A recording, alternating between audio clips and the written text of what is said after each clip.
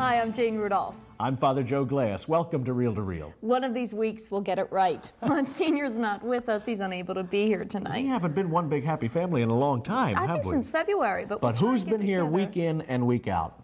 Mr. Consistency, if I do say so myself. Carl, our director. Carl, our director. Right. That's who I meant. Well, let's talk about what's starting off tonight, okay? Tonight we're going to take a look at JP2. That's John Paul II, our Pope, and the man of so many varied interests. We'll also be introducing you to a new face here on Reel to Reel, Joe Swope, and he has a lot of artistic ideas to tell you about. And we're going to hear from Father Jerome Bracken, who's going to tell us a little bit during the Viewpoint segment on the body of Christ. And I'm going to be interviewing a fellow that I know you're going to be anxious to meet and happy to meet, and that's Bob Mulligan. He's a third-year theology student at St. Charles Seminary, but his real claim to fame is he just released a record album of contemporary Christian music. You're going to like him. To start off tonight's program, I think most of us can turn on the television or open up a magazine and hear a message against drugs. Well, drugs is a problem throughout the entire country, but mostly I think in inner cities. And we found out that North Camden is a place where the problem really exists. The problem does exist in a large measure there in North Camden. And what we're learning in this piece is that it takes more than just saying no to really solve the drug problem, and the people of Camden are doing more than just talking.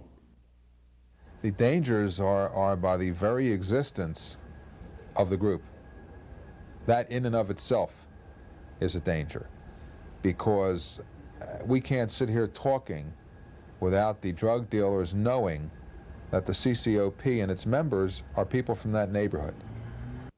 When you're talking about the amount of money involved, I mean, some of these major groups that control North Camden, as far as drugs are concerned, will not stop at anything, violence or anything in that nature, to achieve their end. So every time one of these members of the CCOP gives us information, they're putting themselves in jeopardy, because the drug dealers know that it's coming from that area. And you know, we can talk television and say, hey, we're going to give you protection. Yeah, that doesn't exist. If one of these dealers wants to kill one of these people, it can happen just that simply. North Camden is an area where the residents' lives are filled with fear and frustration.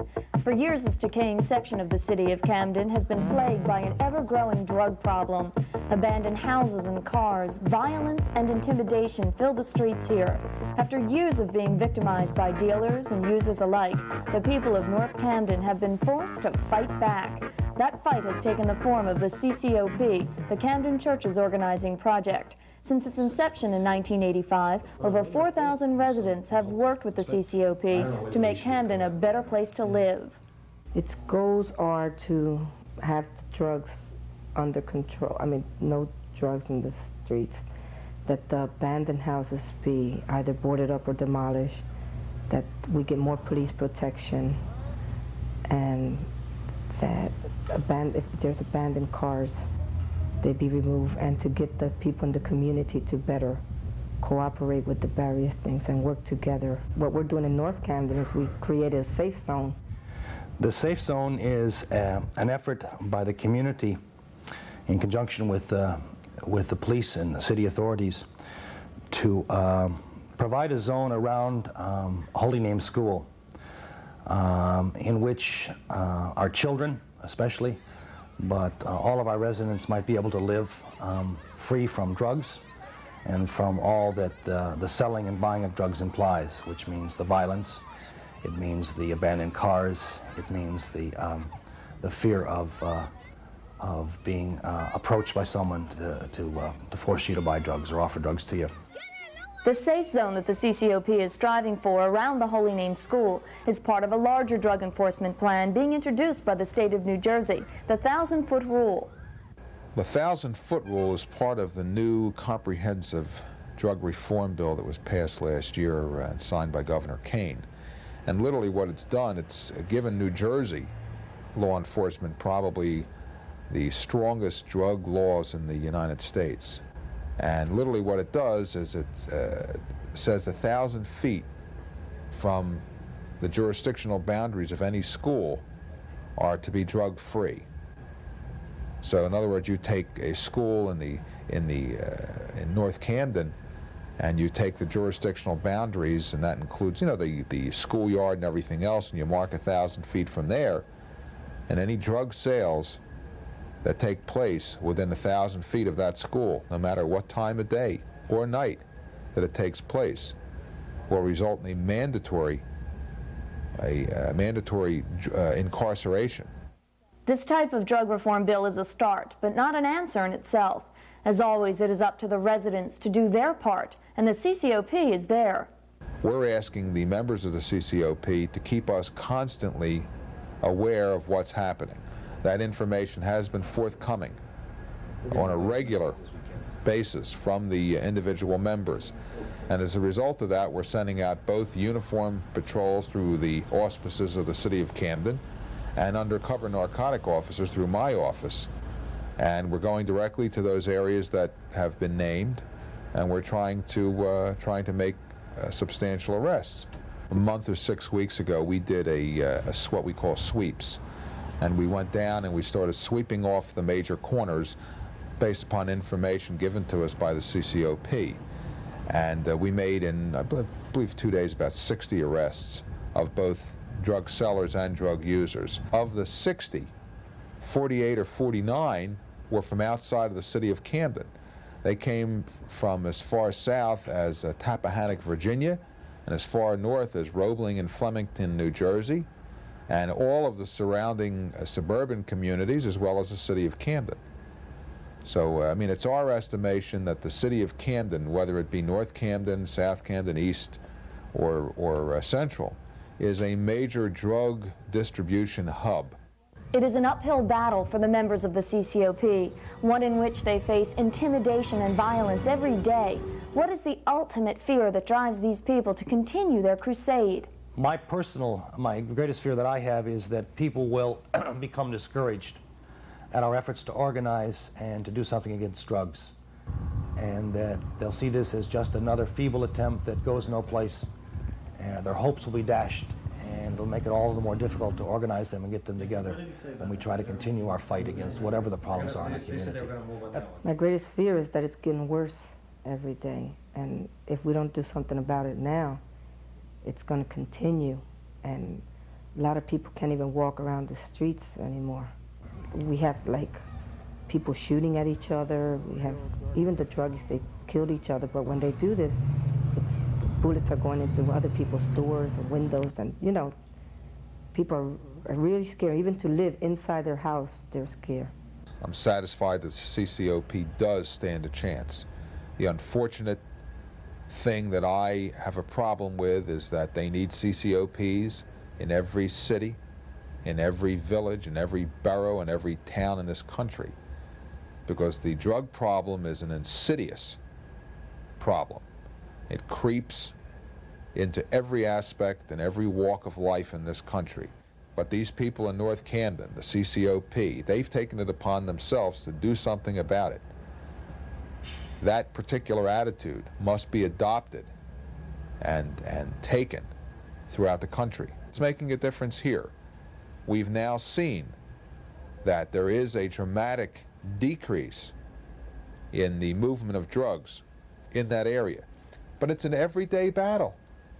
The first time that law enforcement doesn't go show its face or its uniform or its very presence, and the first time that these people belonging to the CCOP do not give us the information that we need, you can be absolutely assured, because of the money involved, that the dealers will be back on the street.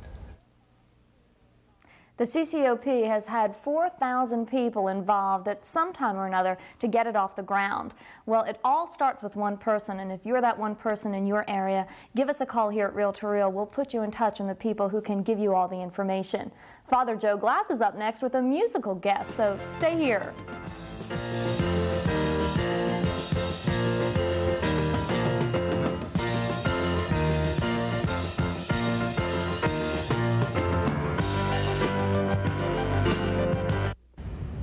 Since 1981, Real to Real has been proclaiming the good news by bringing you stories of Christian faith in action. We do it by roaming the Delaware Valley, searching for people of faith, hope, and charity. But like all modern media, it is an expensive proposition. If you're a new viewer or if you've enjoyed Reel to Reel for many years, we'd like to thank you for watching and invite you to participate by actively supporting the show. With costs rising all around us, we need your financial support.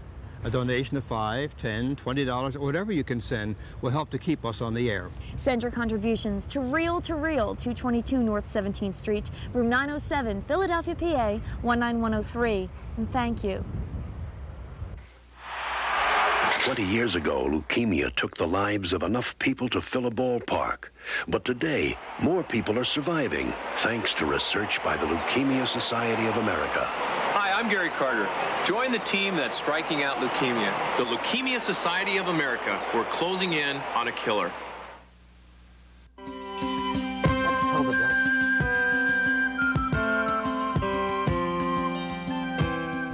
Well, they say it don't mean a thing if it ain't got that swing. And with us today is someone who's trying to put the swing into the gospel message of Jesus Christ. I'm happy to introduce you to Robert Mulligan, a third-year theology student at St. Charles Seminary. Bob, welcome to Reel to Reel. Thank you. Good to have you here. Now, we're here talking about your new tape. I don't know if you viewers at home can see it. It's called Gentle Journeys, just released, recorded back in February, now out finally, and here it is May already. And tell me about this. How did it come about? How's the seminarian wind up becoming a recording star? It came about because of the fact that when I was in second year of college and working with my musical talent as it was just developing, I started to be interested. I guess I was more influenced by John Michael Talbot when he would, because it was in my second year that type of music sort of came to the seminary, and when it did come, I was I was captured by it, and so I knew that I just started putting like kind of prayers to music that were my own, and not really with nothing to do with them. I had no dream at the time. It was basically I just did it. I wrote music and I had a few songs, and wrote music and had a few songs. That's amazing to me. I mean, I can't play, I can't sing, and I especially cannot write music. And to have all three talents, I'm always amazed. Just recently we celebrated Irving Berlin's 100th birthday, and the man fascinates me that he's able to put the words and the music together of so many different kinds of songs. It's really an amazing gift. You know, you've got to know that this is a talent to be able to not only to play and to sing these songs, but to say that everything on this album you've written yourself is phenomenal. When did you first learn that you had that kind of ability? Was the seminary your first attempt at it? My first attempt, yes. What was happening was as I was saying, as I started to write these musical pieces, I just started to have so many, and it just started coming, and it wasn't stopping. And next thing I knew, I had like up to 25 pieces that I had written, and I'm like, well, where are they going to go? And now, were you sharing them with anyone? A few people at the seminary. I would use it in community mass. I would use it in various community functions that we had, the penance service or mass, like I said. And how did that go? That must have been scary the first time to perform some of your compositions in front of your peers. Yes, it was. I think it's always nerve-wracking when you're doing that. So I mean, I just started playing guitar when I went into the seminary. Is that right? You hadn't played guitar before? No, I learned from another seminarian who was teaching me, and I kind of on the side would learn a few things. So you've uncovered a whole wealth of hidden talents there. Exactly. Yes. Yeah. Well, now tell me, what was it like playing there the first time and doing these songs? Did you receive some encouragement, criticism? What happened? More encouragement. It was very much a welcomed event because people, the seminarians were extremely supportive of the whole idea. Good. And you're always going to have some positive critics, people who want to see you do better and bring the best out in you. And sometimes that was a plus for me and a negative. Yeah. Sometimes I didn't know how to take it, and sometimes I could take it right in stride. All right. Well, now, Bob, I'm going to put you on the spot. We asked you to bring your guitar with you, and will you give our viewers at home just a little sample of what's on the tape here? Sure. Okay. What are you going to do for us? I'm going to do Obedience and Love. Obedience and Love. It's a Marian song. Okay. That's right, and I should mention, while you're picking up your guitar there, that of the 11 songs on this album, 4 of them have been dedicated to Mary. That comes out of your special prayer relationship with our Blessed Mother. Huh? Okay, give us a little Obedience and Love. Thank you.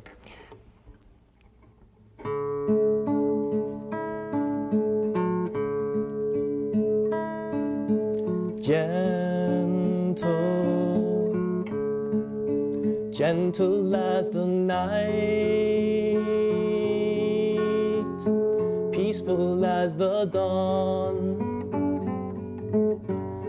majestic as the sun. The hope of life was born in the tender whisper of a soothing dream. She heard the message of the angel to make salvation known. Obedience and love were the hallmarks of her soul, and unto love she bowed, obedient to his call. And unto love she bowed, obedient to his call.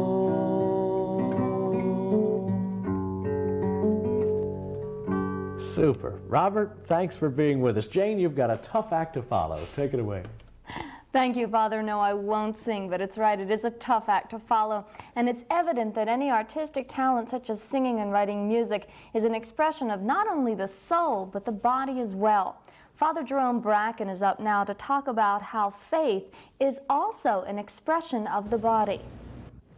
Just 2 months ago, this happened to me. I tore the ligament from my thumb, and I had to get it sewn back on, and then they put a cast on, and now I'm under therapy. And it made me feel how important every part of our body is. Then I began to think, the body is also important for Catholic moral teaching. Perhaps I could give you some examples. What about sterilization? Can that be done? Catholic moral teaching says no, because every functioning part of the body is important. Nothing should be attacked. The only time that a person's power to generate life should be taken from him is if that power is a threat to his own life. So important is every part of the body. What about transplants? Can that be done? You would think so, because in Christian love we're supposed to share things. But Catholic moral teaching says only on one condition. Joe can share his kidney with somebody else because he has another kidney to function with. But he couldn't share his heart, he would die. And so Catholic moral teaching lets the body teach us something about love. Love is good as long as it is mutually beneficial. What about the teaching on marriage? When you reflect about what happens when a couple makes love, their bodies do two things at once. They express love and they generate life. Thinking about this, and in the light of the Bible, the Catholic moral teaching says that in order to make sure the power of expressing love always goes with the care of life, marriage should last as long as the bodies last. What about in vitro fertilization? Can that be done? Well, if we reflect how a child is normally born, what happens is that the couples take their bodies and turn them into expressions and gifts of love to each other. If love comes to them through their bodies, shouldn't the first love that comes to the child come through the bodies of her parents? But in vitro fertilization, the test tube is substituted for the bodily expression of love. What about a person receiving food and water in the time of his death and maybe in a coma? Can you withdraw that food and water from him? No, because if you take the care away from the body, you take the care away from the person. Is it any wonder that the body is so important in Catholic moral teaching? I don't think so, because every Sunday at the sacrament of the Eucharist, every Catholic hears the body of Christ. It is through the body that we meet God, and it is through the body that we meet the person. Touch the body, and you touch the person. I thank Father Jerome Bracken for his affirming words about the body. I think the two pieces we've seen tonight fit together, Jane, the one on Camden and the destructiveness that the drugs have on the body. We need to hear more about the respect for the human body. That's true. And tonight we're going to hear more from a new face here on Reel to Reel, so make sure you stay with us. He is the Supreme Pontiff, the Vicar of Christ on earth, servant of the servants of God. He's also one of the most influential leaders in the world today. Many people find retirement isn't as much fun as they thought it would be. Too much time on their hands, too little to do. The Retired Senior Volunteer Program has thousands of opportunities for retired executives, housewives, engineers, teachers, whatever your skills or schedule. RSVP has something to fit anyone's interests. You've learned a lot in your life. Share the experience of a lifetime.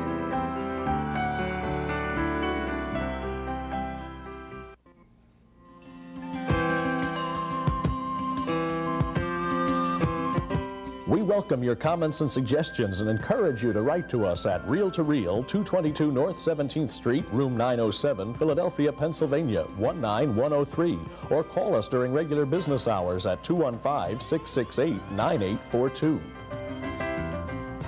Remember your first day on the set of Reel to Reel, the hot lights, all these people pointing at you, kind of nerve-wracking, huh? Very nerve-wracking. Well, we're being a little mean right now because we'd like to introduce you to Joe Swope. He's welcome to our set of Reel to Reel and will be delivering arts reviews periodically here on Reel to Reel. Yes, indeed. Joe, I should tell you, is a writer also for the Philadelphia Standard Times, a paper that's getting almost as good as the Monitor across the river in Trenton. Almost. Almost. And also, Joe, you're teaching out at Alvernia College, communications class out there. What are you going to be reviewing? First up, the first movie ever. We'll be doing George Lucas's new movie, Willow. Willow. I haven't seen that yet, and I'll decide if I want to go see it after your review. Take it, Joe. Okay. In the late 70s and early 80s, George Lucas earned the reputation of being a modern-day Hans Christian Andersen, single-handedly revitalizing the movie industry with hits like Star Wars and Raiders of the Lost Ark. However, in the past 5 years, with duds like Howard the Duck and Labyrinth, critics have begun to wonder aloud if Lucas, the master storyteller, has lost his touch. As a person whose interest in movies has much to do with the adventures of Luke Skywalker, it's nice to report that Lucas has gone back to his roots in envisioning his new action-packed epic fantasy, Willow. This $35 million film, directed by Ron Howard, is a traditional high fantasy complete with quests, sword masters, sorceresses, all set in a never-never world much akin to Tolkien's Middle-earth. Willow, as other Lucas films, borrows much from works that have come before it. Most obvious influences are Lord of the Rings, Gulliver's Travels, and Lucas's own Star Wars and Raiders. The central character, for instance, is Willow Ufgood, member of the diminutive Newland race, little people who bear a striking resemblance to Tolkien's hobbits. He's accompanied by a swashbuckling adventurer named Mad Mardigan, a long-haired version of Han Solo. Also, 2 9-inch-high brownies who provide comic relief, and also are miniaturized R2-D2 and C-3PO. General Kale, the leader of the Queen's Army, is a medieval Darth Vader. Kale, by the way, is named after one of Lucas's most persistent critics. It's probably not the first time that a film critic has been cast in the role of a villain. The story is a classic battle of good versus evil, where our small band of heroes face impossible odds in trying to protect a child who prophecy has foretold will be the downfall of the evil queen. Lucas has never been a great philosopher or thinker. His strength lies in the ability to tell great stories filled with fear, suspense, and ultimately triumph. Lucas is a master of our dreams. He knows every myth and legend that generation has passed down, and his view of humanity is one of unbridled optimism. He makes movies for the kids in all of us, from ages 6 to 60. Although, be forewarned, some of the scenes in Willow may be too intense for kids under, say, maybe 10. But still, if you like a movie where the good guys are still really good and the bad guys are still really bad, it's hard to imagine a movie much better than when George Lucas is at its best. Willow may not have the freshness that Star Wars did 11 years ago, but it still has the thrills, chills, and high adventure. Father, Jane, buy your tickets. All right. We want to know if you're going to be a critic in a future movie or a villain in a future movie. Guaranteed. Guaranteed. Well, that's good, Joe. Congratulations. You got the first one out of the way. Thanks. They all get easier, believe me, after this. Thanks. Very good. The tickets and the popcorn are on the way, right? Right. Okay. And let's finish up with our last program this evening. He is a great thinker. He's a skier. Every once in a while, he slips into a local parish church and hears confessions, not to mention the fact that he's a diplomat and involved in moral issues. And by the way, he happens to be the Pope.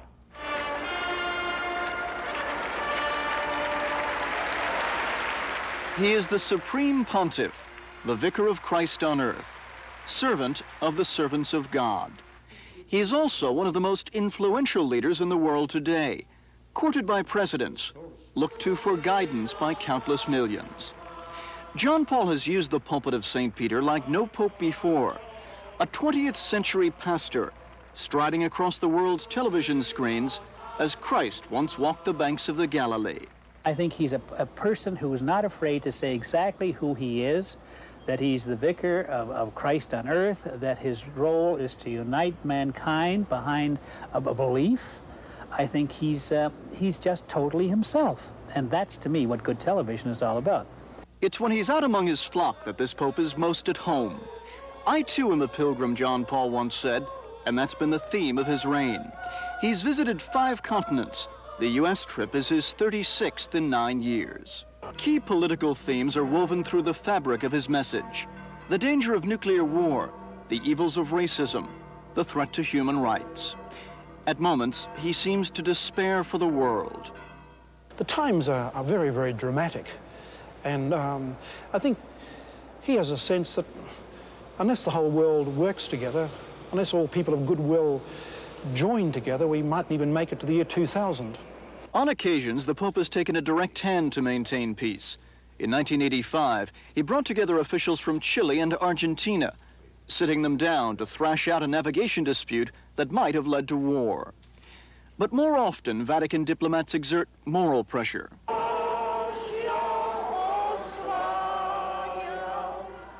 A group of Poles sing a bittersweet anthem for the Polish Pope. At almost every audience, there are reminders of John Paul's deep involvement in the turmoil of his native land. But Poland isn't the only place where the Pope has called for social change. His tumultuous visit to Chile was another example of John Paul's enormous impact on politics.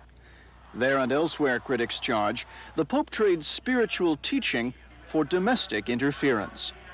His defenders say the line between the two sometimes blurs. The Holy See doesn't live in a vacuum. It's not a question of bringing a message only in theory. It's not just a question of speaking about principles. It's also a question of the application of principles. There are moments, though, when issues of global significance are briefly set aside, when problems of war and peace are replaced by joy and love.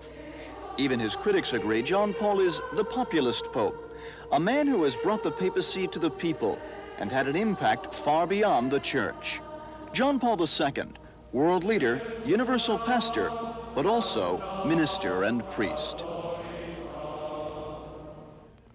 Well, we're out of time, but listen closely to the music underneath our credits as we fade into the sunset. It's the music of Bob Mulligan, third-year theology student. So until next week, please take care. Good night. See you next week. May the Lord be glad in his works. I will sing my praise to God. I will praise and celebrate his love forever. This is the time of fulfillment. The reign of God is at hand. Reform your lives and believe in the gospel. This is the time. Did you know that in 1873, the Archdiocese of Philadelphia was consecrated to the Sacred Heart of Jesus? Do you know that this Friday, June the 10th, is the Feast of the Sacred Heart? To celebrate this feast, we are having a Mass at 8 p.m. in St. Charles Seminary. Beginning at 7:30, we will have songs and praise. So come on out and celebrate the Feast of the Sacred Heart, the symbol of God's love. That's this Friday at St. Charles Seminary, 63rd and City Line at 7:30 p.m.